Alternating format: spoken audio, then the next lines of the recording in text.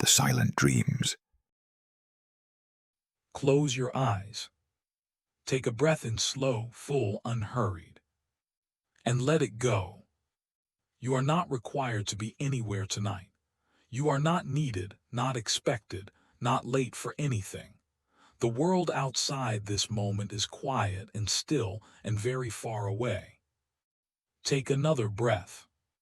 Feel the weight of your body, the heaviness of your limbs, the way the bed holds you, the warmth that settles over you like something earned. You have carried yourself through this day. You have done enough. And now, gently, gradually, you are setting all of it down. Breathe in and out. There is a place I want to take you tonight. A place where the last of the children have gone home, and the schoolroom has become something else entirely. Quieter, larger somehow, full of the particular silence that a room develops when the people who fill it have left. A place where the stove burns low and the copybooks are stacked, and the January dark has pressed itself against the windows and is content to stay there. We are going to Thornfield. January in the valley is not a cruel month, as January can be elsewhere. It is a spare month, a month of reduced things, reduced light, reduced warmth, reduced sound. The hills on either side of the valley are close and dark in January, their tops invisible on overcast days, revealed on clear ones as long, pale ridgelines against a sky that is less blue than it is simply the absence of cloud. The fields below are iron-colored. The hedgerows are bare. The beck runs dark and quick, its banks cut hard by last week's frost. But there is a quality to January in the valley that is not harshness exactly, more like honesty. The valley shows itself in January without ornament, the bones of it visible, the stone and the slope and the bare tree and the frozen earth all present without softening, without the green disguise of summer or the amber one of autumn. What is here is here. What is not here will return. The valley is patient about the difference. Tonight the sky is clear. The stars above the eastern ridge are very sharp, the kind of stars that only appear in winter, when the air has been scrubbed clean of everything soft. Orion is there, and the Pleiades, and the long dim scatter of the Milky Way, reduced in this cold air to its essential self, its faint light surprisingly legible. The lane into the village is frozen underfoot, not the soft give of autumnal ground or the muddy yield of spring, but the hard, ringing surface of ground that has locked itself closed against the cold and will not reopen until March. Your footsteps announce themselves on it. The village is mostly quiet at this hour. 7 o'clock. The dispensary window shows its amber light, Edmund Harlow at his evening work, as reliable as the lamp post at the lane's end. The vicarage is dark, but the church beyond it has a faint glow from the vestry window, the reverend at his reading, perhaps, or attending to some correspondence. At the far end of the lane, past the post office, past the saddler's, set slightly back from the road behind a low stone wall, the school. Its windows are lit. Thomas Hadley is still at his desk. The Wychford Church of England Elementary School was built in 1851, by public subscription augmented by a donation from the then master of Thornfield Manor, and has not been significantly altered since. It is a single-story stone building, longer than it is wide, with 4 windows along the south-facing wall, a porch on the west end, and a small lean-to addition at the east that serves as a cloakroom, a storage room, and on cold mornings a stamping ground for small children with wet boots.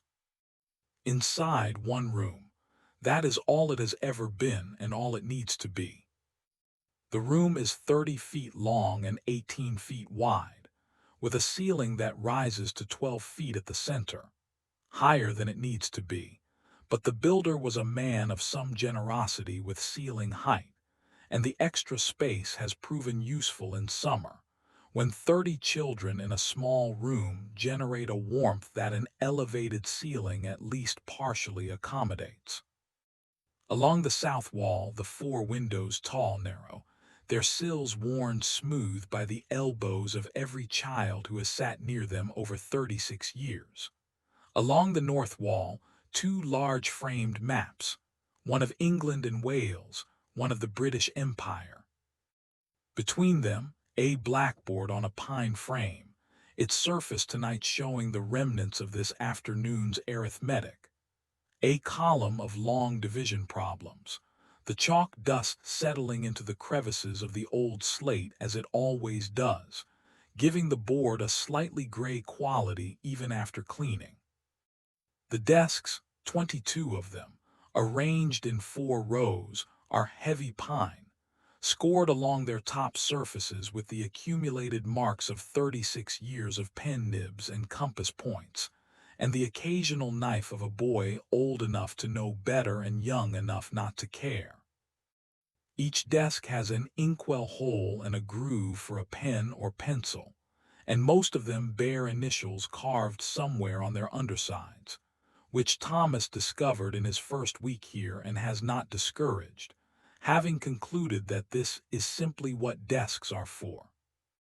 At the front of the room, facing the children's desks, the master's desk. It is a different species of furniture entirely. Larger, heavier, its oak surface clear of the marks that time has given the children's desks, not because it is newer, but because Thomas keeps it clear. On it tonight, a lamp burning steadily, a stack of copybooks, an inkwell unstoppered, a pen in use. Thomas Hadley sits behind it. The last child went home at 4 o'clock. Her name is Agnes Beaumont, the farmer's youngest, 7 years old, slow to leave because she always has one more question, today's being whether it was true that the Romans had been in Derbyshire, which Thomas had confirmed with more enthusiasm than perhaps was strictly warranted, and which had led to a further 10 minutes of answering before Mrs. Beaumont appeared in the porch doorway and solved the problem by removing her daughter. The door closed at 9 minutes past 4. Thomas had stood at his desk for a moment in the sudden silence, listening to it the way you listen to a sound that has just stopped, hearing its absence as a presence, and then had begun the work that begins every day when the last child leaves. He swept the floor, not quickly, not carelessly, but with the methodical attention he brings to most tasks, from the front of the room toward the back, moving the chalk dust and the small detritus of 22 children's hours into a manageable pile at the door, then collecting it with the dustpan. He cleaned the blackboard, erased the long division and the morning's grammar exercise, and then went over the whole surface with the damp cloth that hangs on the board's left side, reducing the residue of chalk to its minimum. The board will never be truly clean. 36 years of chalk have left their ghost in the slate, but the approximation of clean that he arrives at each evening is close enough for tomorrow. He stoked the stove, added 2 pieces of wood, not too much, not too little, enough to hold the room's warmth through the 2 hours of marking and planning he has ahead of him, no more. He filled the inkwell from the bottle in his desk drawer. He sorted the copybooks into their correct order by class, the younger children first, and placed them on the desk. And then he sat, and the evening proper began. The top copybook belongs to William Arkwright, age 9, the eldest son of the miller. Thomas opens it. William's handwriting is what Thomas thinks of privately as earnest. It tries very hard, every letter shaped with visible effort, and the effort produces results that are technically accurate in most respects while remaining somehow stiff, as though the letters have been placed rather than written, positioned rather than made to flow. He is improving. He has been improving steadily since October, when Thomas changed his approach, stopped correcting individual letters and started asking him to write sentences about things he actually knew, things he cared about. The mill, the river in flood, his dog. The handwriting loosened. This week's exercise, a description of the walk to school. Thomas reads William's version now. The walk to school is along the lane and past the church. In winter the lane is cold and sometimes there is ice. My boots are good and do not slip. The church is old. It has been there a long time. I like school. Thomas smiles at this. He smiles privately so no one sees it, which is his habit. He takes the pen, dips it carefully, not too deep, not too shallow. The precise amount of ink that allows a clean mark without blotting. He writes in the margin in his small, clear hand, "Good, William. The sentence about your boots is very good. Can you tell us more about the ice on the lane? What does it look like? What does it sound like underfoot?"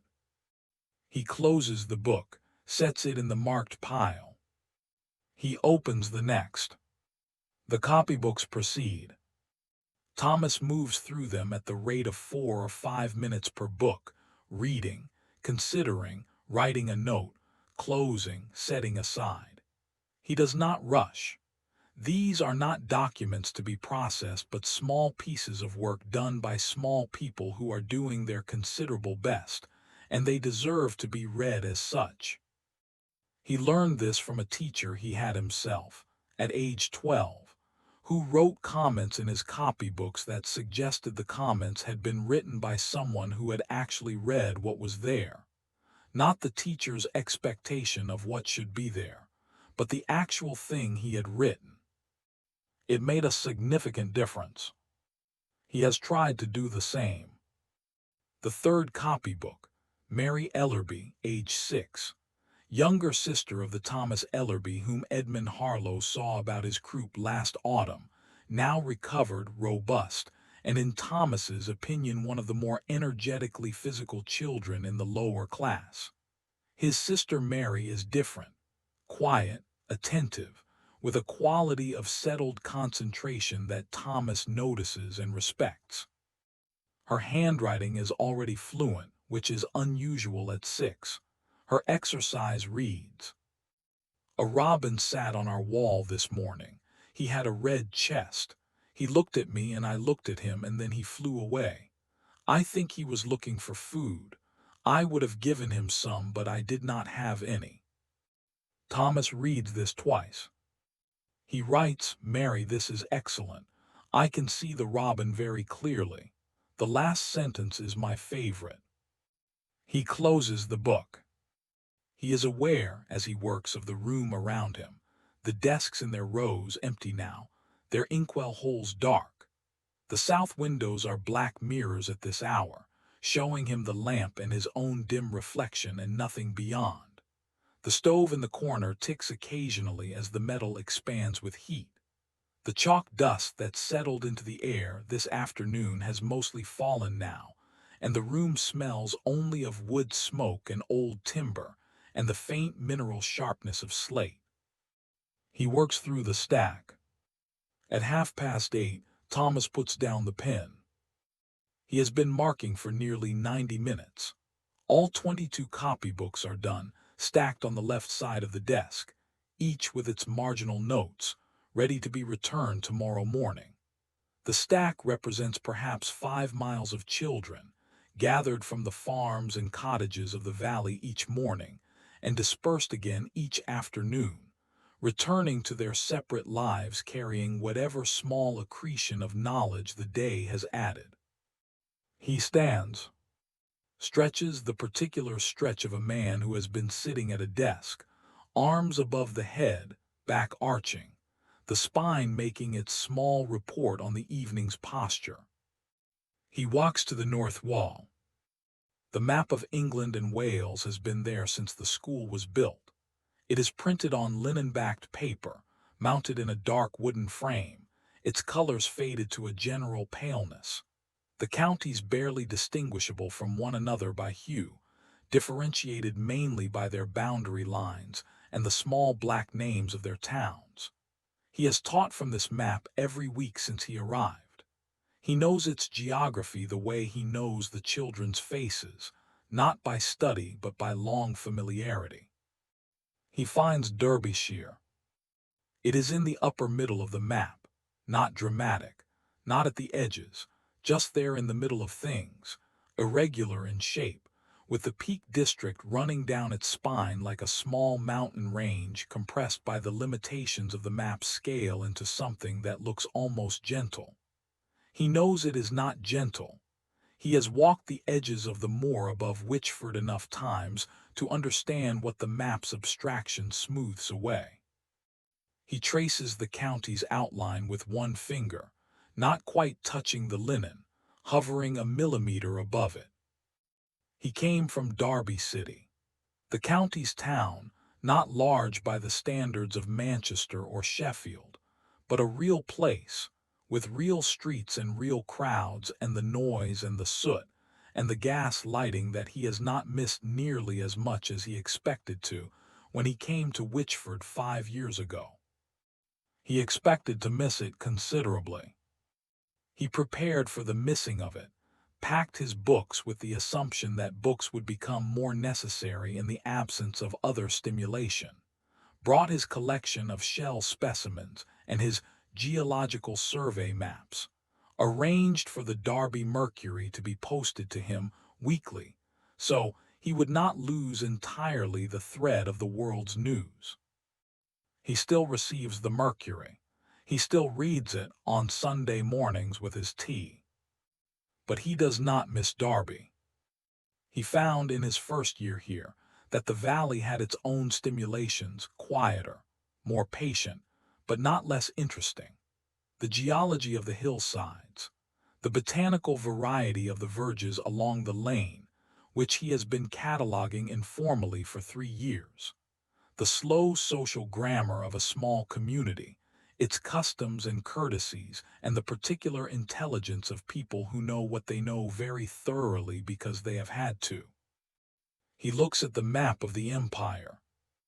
It covers the wall on the right side, its pink territories spread across every continent.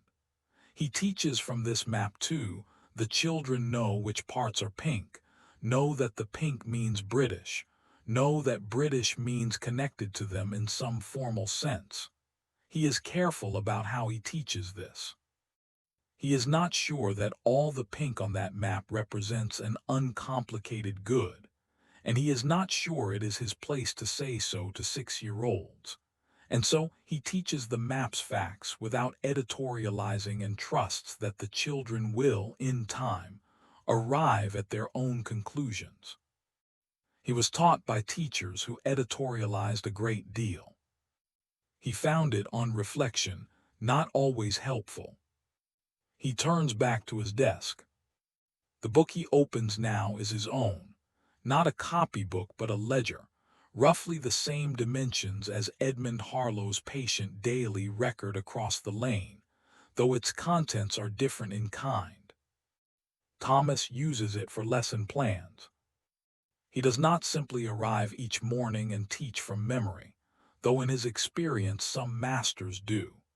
He plans the week's lessons on Sunday evenings, in the schoolhouse sitting room that is also his kitchen and his study and his library, and he executes the plan each day and adjusts it in the margins, noting what worked, what did not, what he underestimated the children's capacity for, and what he overestimated it.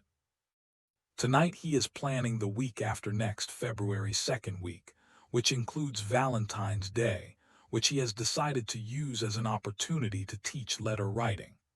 A useful skill, practical, not sentimental. Every child in this room will need to write a letter at some point in their lives, to an employer, to a landlord, to a relation in another town. The formal letter is a technology, and he will teach it as one. He writes the week's framework in the ledger. Monday, parts of a letter, heading, salutation, body, close, signature, blackboard example. Tuesday, dictation exercise, model letter, children transcribe. Wednesday, individual letters. Each child writes to an imaginary relative in a named town. Thursday, reading aloud selected letters, discussion of what works. Friday, geography, locate the towns the children chose, map work. He looks at this. It is, he thinks, a reasonable week.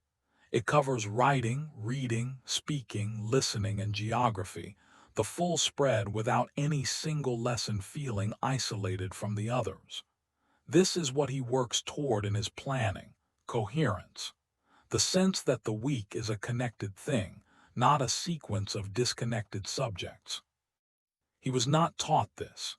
He worked it out himself in his first year here, when the disconnectedness of his own early lessons left him dissatisfied in a way he could identify but not immediately resolve. He made mistakes in that first year, many of them. He made mistakes in the second year too, but fewer and different ones.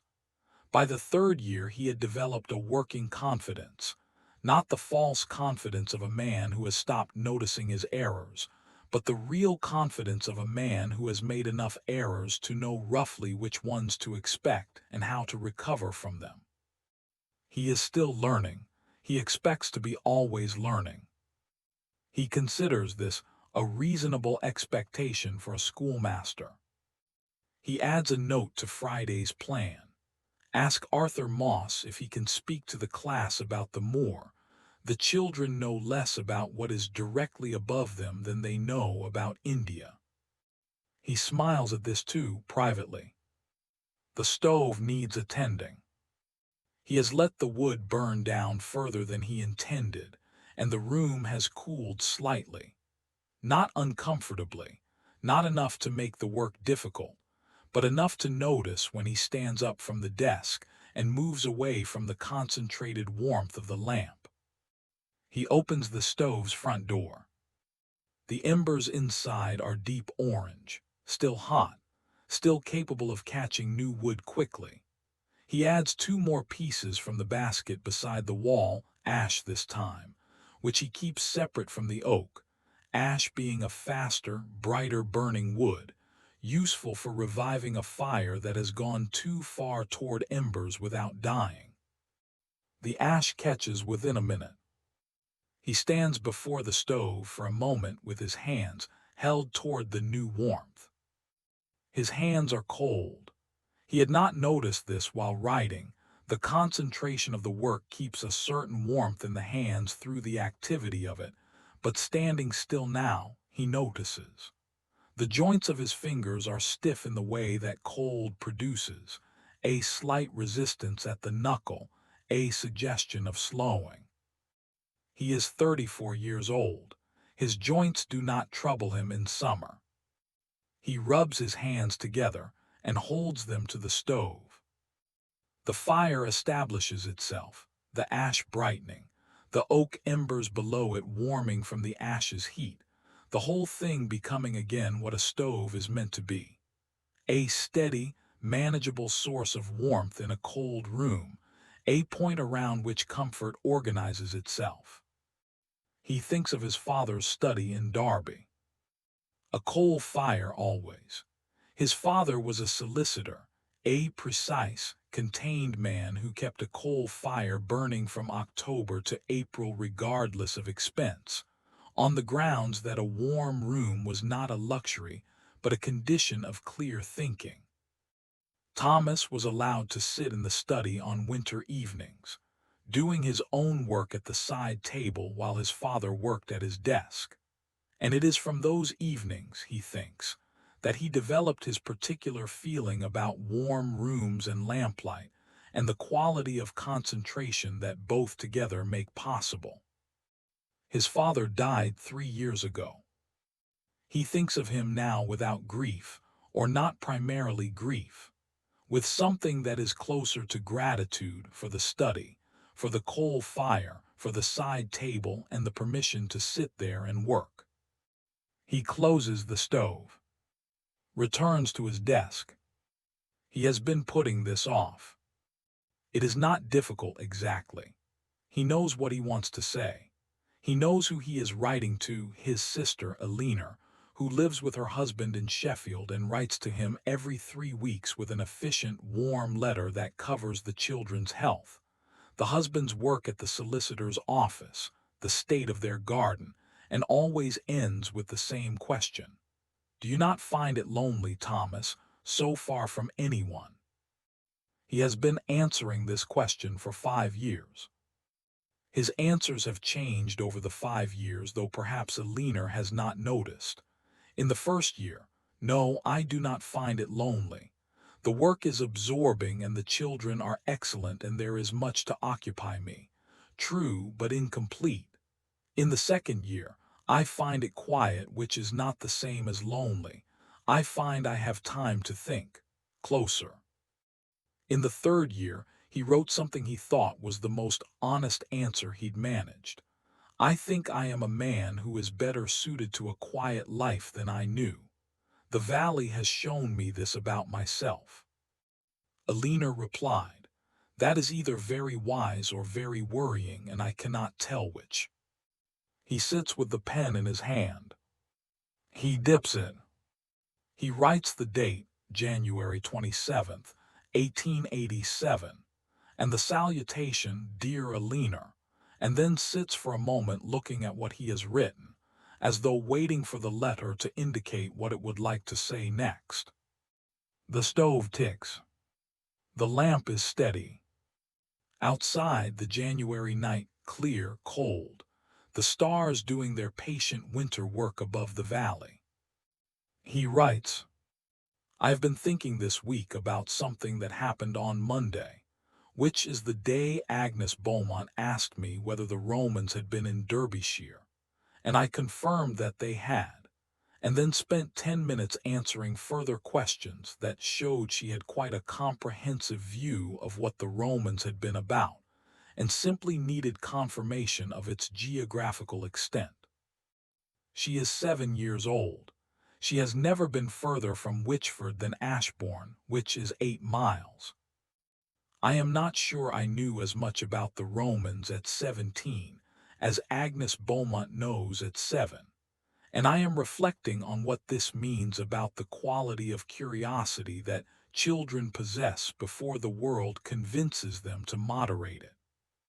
He pauses, dips the pen again. You ask, as always, whether I find it lonely. I want to give you a better answer than I have managed in previous letters. I find that I have, over 5 years, arrived at a condition that I would describe as contentment. This is different from happiness in the robust sense. I do not mean that I am insensible to what is absent from my life, to the fact of distance from you and from the city and from the ordinary commerce of society. I am sensible to all of this. But I am also sensible to what is present. The children, who are a daily argument against cynicism. The valley itself, which has a quality of patience I find instructive. The quietness of my evenings, which I have learned slowly, imperfectly, to receive as a gift rather than a deprivation. I am sitting now at my desk in the schoolroom, the copybooks done, the stove burning, the lamp lit. The room smells of chalk and wood smoke and the cold that comes in under the door. Outside, I believe it is a clear night. I can see no cloud on the window glass, and the stars have been sharp these past evenings. I am, Eleanor, all right. More than all right. I am in the way that matters, where I am supposed to be. He holds the pen above the page. Reads back what he has written. It is, he thinks, the truest thing he has written to Eleanor in 5 years of letters. He does not know if she will understand it. He thinks she might. Eleanor is perceptive. She has always been perceptive. He adds, I will come in the spring for the bank holiday, as we discussed. Give my love to Robert and to the children. Your affectionate brother, Thomas. He blots the letter, folds it, sets it on the corner of the desk, where he will remember to take it to the post office in the morning. He does not leave immediately. He has finished the work, the copybooks, the lesson plan, the letter, and there is nothing further required of him tonight except the walk back to the schoolhouse, which is attached to the school at the East End, a small connected dwelling of 2 rooms, his for the duration of his appointment. But he sits for a moment longer. The schoolroom at this hour has a quality that is difficult to name precisely. It is not empty in the way that an unused room is empty. It has been used thoroughly today. Its emptiness is earned. It is the emptiness of a room that has done what it is for and is now resting. He looks at the rows of desks. 22 children, most of them 8 years old or under. 22 different approaches to the world, 22 different ways of holding a pen, 22 different levels of confidence about the answers to questions, 22 different laughs. He knows all 22 laughs, which surprises him sometimes when he thinks about it. He thinks of Agnes Beaumont and her Romans. He thinks of Mary Ellerby and her Robin. He thinks of William Arkwright and the loosening of his handwriting when he was given permission to write about things he knew. This is the work. Not the copybooks exactly, not the lesson plans, not the maps on the wall or the arithmetic on the blackboard. The work is something that happens in the space between the plan and the child, something that he can prepare for but not produce, something that depends on the child's readiness and his own attentiveness converging at the right moment. He has been told, by teachers he respects, that this is the part that cannot be taught, that it is learned only by doing, only by standing in front of children day after day and paying attention to what happens. He believes this. He is still paying attention. He will be paying attention tomorrow. He stands. The schoolroom has 2 locks, one on the main door in the porch, one on the door that connects to the schoolhouse. Thomas locks them in reverse order each evening. Schoolhouse door first, main door last, stepping out into the porch and pulling it shut behind him, testing the handle once with a brief, decisive tug. The porch at this hour is cold. The stove's warmth does not reach here, and the stone floor has given up what little solar heat it received in the short winter afternoon several hours ago. He can see his breath. He steps out. The lane is quiet and still, the frost on the stone wall of the school garden glittering faintly in the starlight. He pauses in the lane for a moment. The sky. He does not look at it often enough, he thinks. Or perhaps he looks at it the right amount but does not sufficiently attend to what he sees. Tonight he attends. Orion, the familiar winter constellation, his belt 3 bright points in a near-perfect line. Above Orion, the reddish star that he knows is called Betelgeuse, enormous. He has read, incomprehensibly enormous, its true size impossible to hold in the mind. Below the belt, the Orion Nebula, visible tonight as a faint smudge just at the limit of his unaided vision. He stands in the frozen lane and looks at the sky for perhaps 2 minutes. Then he turns. The dispensary across the lane is still lit, Edmund Harlow at his late work. As ever, the amber window steady and reliable in the winter dark. Thomas nods at it, a small and private nod, a greeting offered to a neighbor he does not know well but whose reliability he respects and has come to depend on in some ambient way, as one depends on a fixed star. He walks the 4 steps along the lane to the schoolhouse door. The schoolhouse is as he left it, small, warm from the banked range he stoked at midday, smelling of books and the particular dust that accumulates in a room full of shelves. There are a great many shelves. He brought his books with him from Derby, 2 crates of them, which the cart driver expressed mild surprise at, and which have expanded since his arrival as books tend to expand in the keeping of people who buy books. The east wall of the sitting room is entirely shelves, and the shelves are entirely full, and there is a small pile on the floor beside the armchair that represents the overflow and is technically temporary, and has been technically temporary for 3 years. He lights the lamp on the table. He puts the kettle on the range. He settles into the armchair, his armchair bought in Bakewell at the market, second-hand, discovered by sitting in it, and finding it immediately agreeable in the way that some chairs are immediately agreeable and others never become so regardless of exposure. He has been in this chair for 5 years. It knows him. The book on the side table, A Natural History of the British Isles, its spine creased from frequent opening, falls open to the page he left it at this morning. A chapter on the breeding habits of the lapwing, a bird he sees often on the fields above the village. He has been meaning to write his observations of the local lapwings in the margin, as he does with books about things he has direct experience of, but has not yet done so. He will do it tonight. He reads. The kettle speaks first quietly, then urgently. He makes the tea without getting up from the chair. The table is close enough that he can reach the kettle from his seat, which is partly why he chose this table, and partly why he chose this chair position. He drinks the tea. He reads. The lapwing chapter gives way to a chapter on the golden plover, which nests on the high moor, and which Arthur Moss has pointed out to him twice on walks above the village.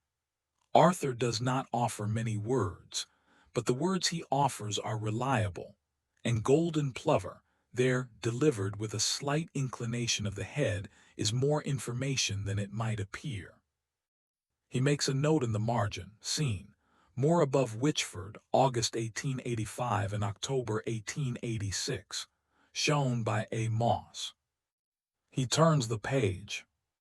He is not always certain what he expected from this life when he came to it. He was 29, new qualified, offered this post by a school board that had difficulty finding candidates for a village school in Derbyshire, a fact that he took, in his more honest moments, as meaning that he was not the most desirable candidate but the available one. This did not trouble him particularly. He was available. He needed a position. The valley needed a schoolmaster. These facts aligned. What he did not expect was that the valley would do anything to him. He thought of it as a posting, not a destination. He thought of himself as passing through. He has not passed through. He has arrived. It is a strange thing to arrive somewhere without intending to find that the place has gradually, in the ordinary course of days, the children, the lesson plans, the lapwings on the field, the walk to the post office, the cup of tea in the armchair, reorganize something inside you, change the proportions, made different things seem important. He thought in Derby that importance was a function of scale. Large things, many people, the dense social fabric of a city, these seemed important. Small things, one village, the same lanes walked every day, these seemed lesser. A reduction, a narrowing. He knows now that he was wrong about this. Small things attended to closely expand. They do not stay small. They reveal their connections to other things, their depth, their particular kind of complexity. The valley is not simple, it is concentrated. He thinks of Agnes Beaumont and her Romans again. He thinks she has never been further than Ashbourne, and she knows what she needs to know. He thinks, perhaps knowing what you need to know in the place where you are is not a lesser kind of knowing. He closes the book, sets it on his knee. The range is speaking quietly to itself, the low, domestic language of banked coals, the occasional small shift and settle. The lamp on the table puts its circle of light on the book and on his hands, and on the near part of the armchair and no further. The room beyond the lamplight is dark and warm, and full of books. He is content. He does not know when he falls asleep. It happens in the way it sometimes happens in the chair, gradually, without announcement, without the deliberate decision to sleep that he makes when he goes to his room. This is a different kind of sleep. It arrives in the chair without asking permission, creeping in through the warmth and the quiet and the satisfied tiredness of an evening's good work. The book slides slightly on his knee. His head comes to rest against the chair's high back. Outside, the January night continues its unhurried business. The stars move in their arc above the valley, very slowly, visibly only if you look for a long time and attend to the change, following the path they follow every night, and have followed since long before there was a valley here or a village in it, or a school, or a man asleep in a chair. The lane is empty. The frost has deepened on the walls and the road and the bare branches of the elm at the lane's corner, adding its thin crystalline layer to everything that will hold still long enough. The frost does not discriminate. It coats the school wall and the churchyard gate, and the wooden sign above the dispensary, and the garden gate of the keeper's cottage above, and the sill of the vicarage window with equal and patient thoroughness. It coats the schoolhouse window. Through it the lamplight inside is a warm suggestion, not much, not dramatic, just present, warm behind the frost, alive behind the cold. And in the room the armchair, and in the armchair Thomas Hadley. His breathing is very slow. He has marked 22 copybooks and planned a week of lessons, and written the truest letter to his sister in 5 years, and drunk his tea and read about lapwings. He has done, as a man does at the end of a good day, everything that the day asked. And now the day is releasing him. Sleep, when it comes fully, comes like this. Not a single moment, but a gradual process, the thoughts becoming less sequential, the connections between them loosening, the lamp's light at the edge of his vision becoming less specific, less meaningful, more simply. Warmth and color, warmth and color, warmth. The room is quiet. The valley is quiet. The star-scattered sky above the valley, above the moor and the top wood and the gamekeeper's cottage and the village below, is the same sky it has always been, patient and very large and utterly indifferent to anything except the vast, slow turning that it does without effort and without thought.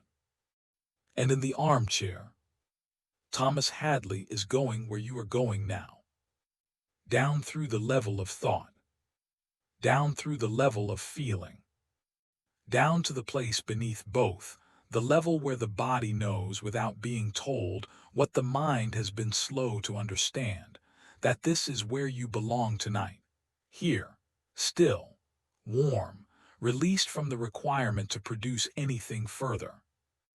The copybooks are marked.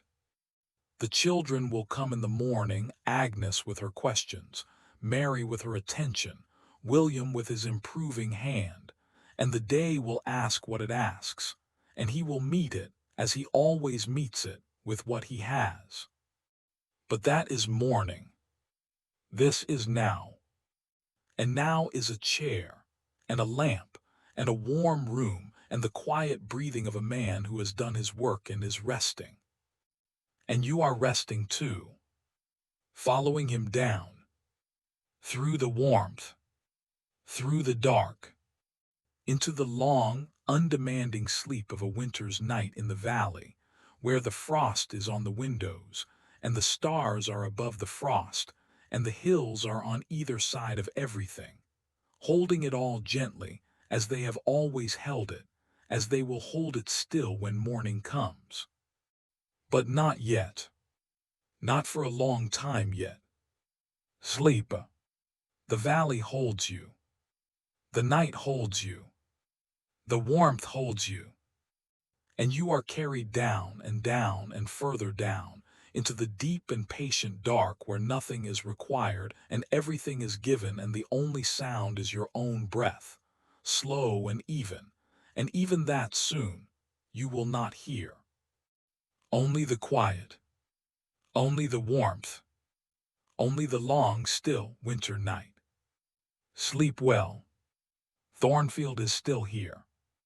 The children will come in the morning.